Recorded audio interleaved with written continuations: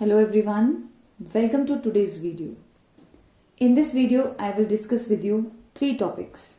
Number one, what do you mean by a solution and what are the components of a solution? Second, examples of a chemical change. And third, example showing that chemical and physical changes occur together. So in this video, I am going to cover these three topics. So I will start with the first topic, that is, what do you mean by solution? So basically, solution is what? Solution is a homogeneous mixture of solute and solvent, or we can also say that homogeneous mixture of two and more than two components. So now, what are the components of a solution? How this solution is made up of? What we call the components constituting a solution. So one component is known as solute and the other component is known as solvent. How we can define a solute? Solute is always present in less quantity and solvent always present in more quantity. So whenever we form a solution, solutes always it is having less quantity and solvent it is having more quantity. So I will give you one example. So if a solution of salt, when we dissolve 1 spoon of salt in water, then we will get a solution which is known as salt solution. So in salt solution, what we can say, salt, we are adding it in small quantity, so it is getting dissolved in liquid or in water. So the substance which gets dissolved in a solvent, that substance is known as solute, and here salt is a solute.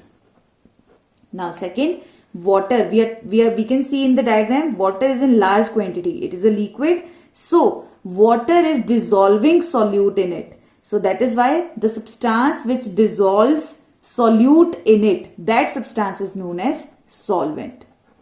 So solvent is in more quantity, solute it is in less quantity. So this is how we can explain the components of a solution. Now next topic is chemical changes. So what are chemical changes? The change is known as chemical change when it is permanent and whenever there is change in chemical composition. So if chemical composition of a substance changes,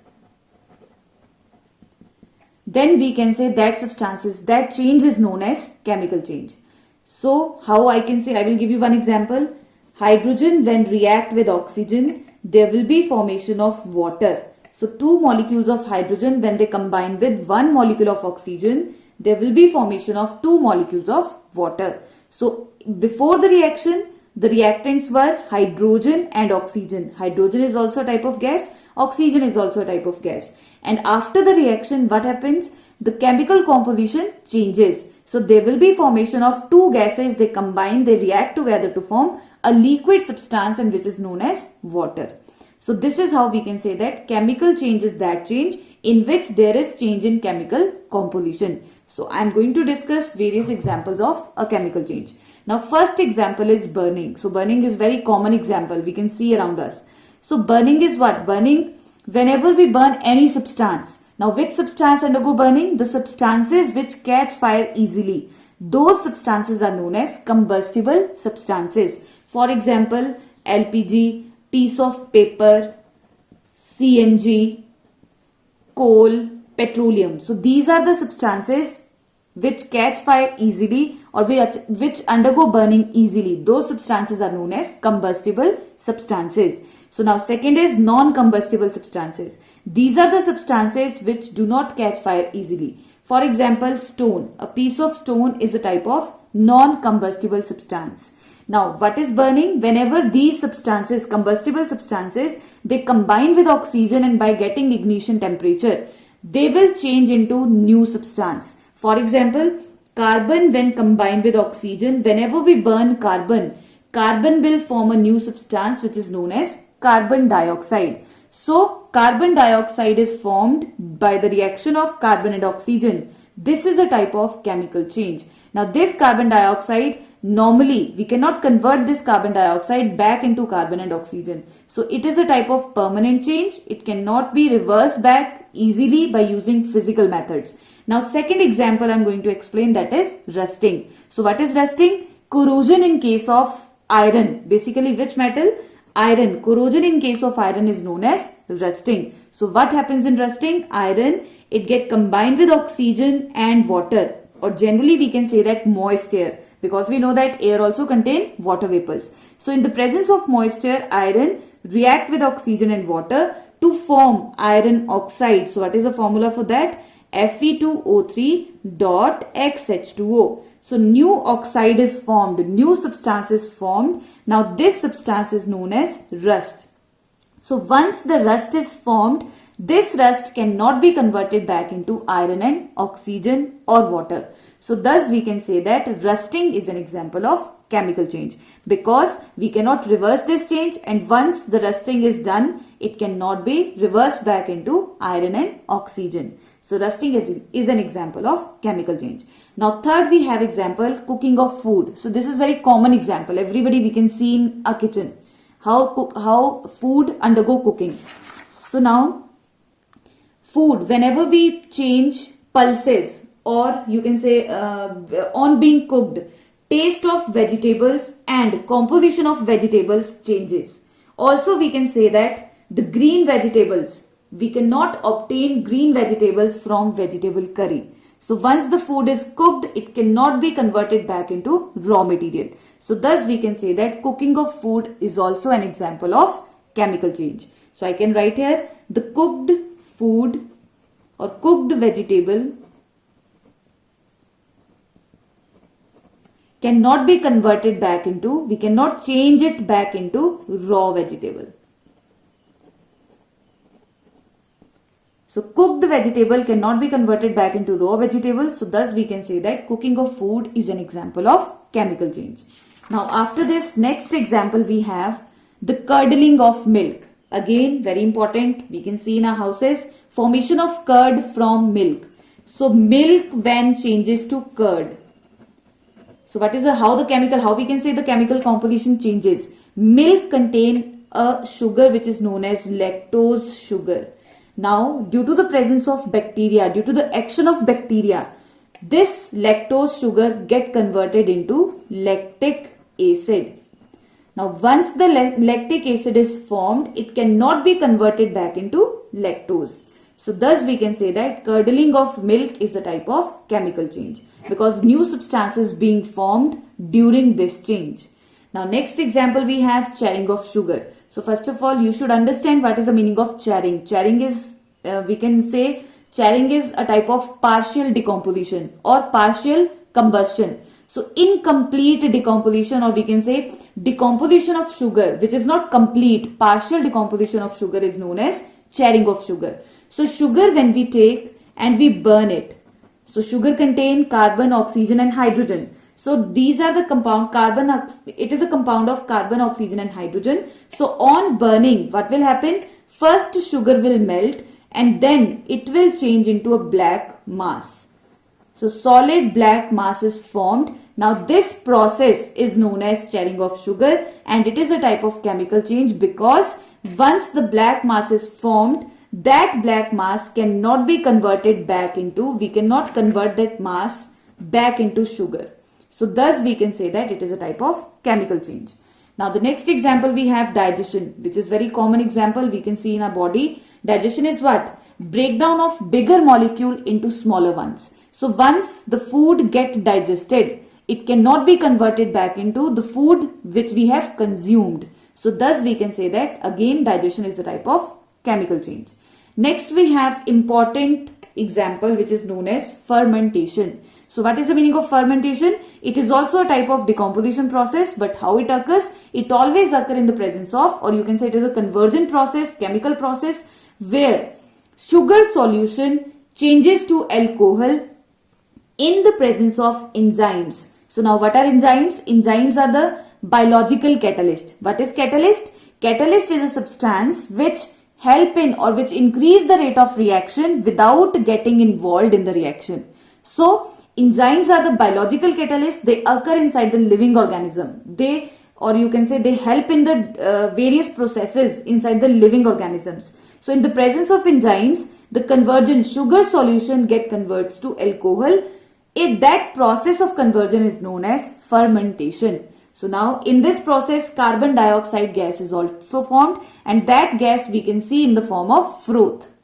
Now that process, or we can say fermentation, is also a type of chemical change, because once the alcohol is formed, it is a new substance. It cannot be converted back into sugar solution. Now the next example we have photosynthesis. So what is photosynthesis?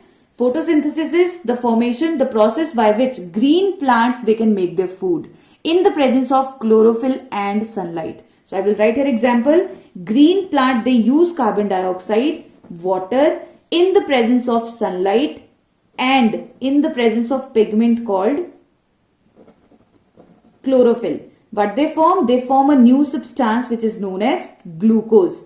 Along with the formation of glucose, oxygen gas is also formed. So thus in this reaction we can see new substances forming, and this substance, once it is formed, cannot be converted back into carbon dioxide and oxygen by the process photosynthesis. So this change is known as chemical change, because it is a type of permanent change and a new substance is formed during this change.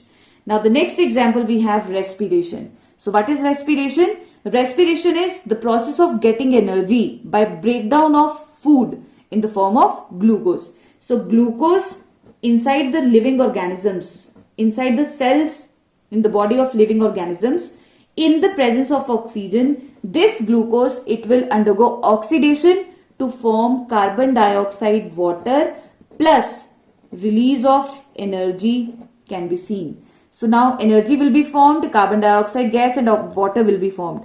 So thus we can say that in this case new substances are formed which cannot be reversed back by reversing the conditions. So thus respiration is also a type of chemical change. Now next topic which is related to chemical and physical changes, that is conservation of mass in a chemical change. So what is the meaning of conservation? Conservation means to save. So here what we can say, Lavoisier was the scientist who has given for the first time this law which is known as law of conservation of mass. According to him, according to this law, mass of the reactants, total mass of the reactants in a reaction is always equal to total mass of the product. Now how we can explain it? Carbon, when one in the presence of oxygen, it will form carbon dioxide.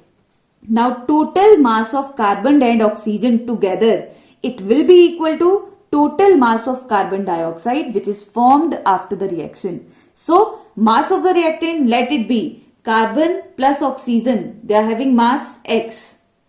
And then when carbon and oxygen, they combine to form carbon dioxide, the mass of the product will also be equal to X. So thus we can say that this is how we can explain the law of conservation of mass. Now every reaction we will study further in higher classes. All the reactions, they have to satisfy law of conservation of mass. Then only that reaction can be considered as balanced chemical equation. If the reaction will not satisfy this law, then that reaction is known as unbalanced chemical equation. So that we are going to study in higher classes.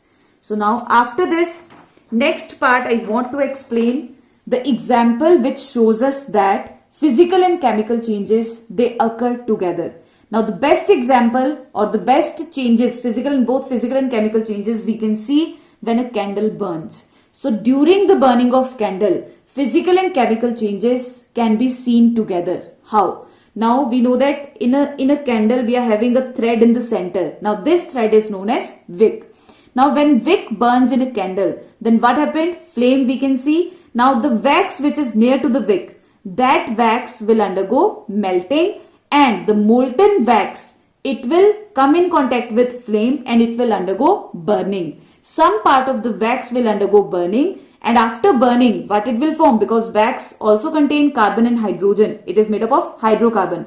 So hydrocarbons are what? They are the compounds of hydrogen and carbon. So carbon and hydrogen present in wax, when they undergo burning, they will form carbon dioxide and water vapor. So as new substances are formed by the burning of wax, thus we can say that burning of wax is a type of chemical change.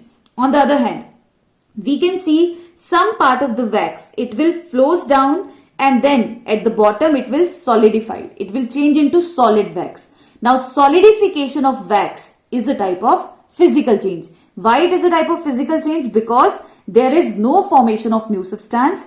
It is similar to that of the wax which was present in original candle.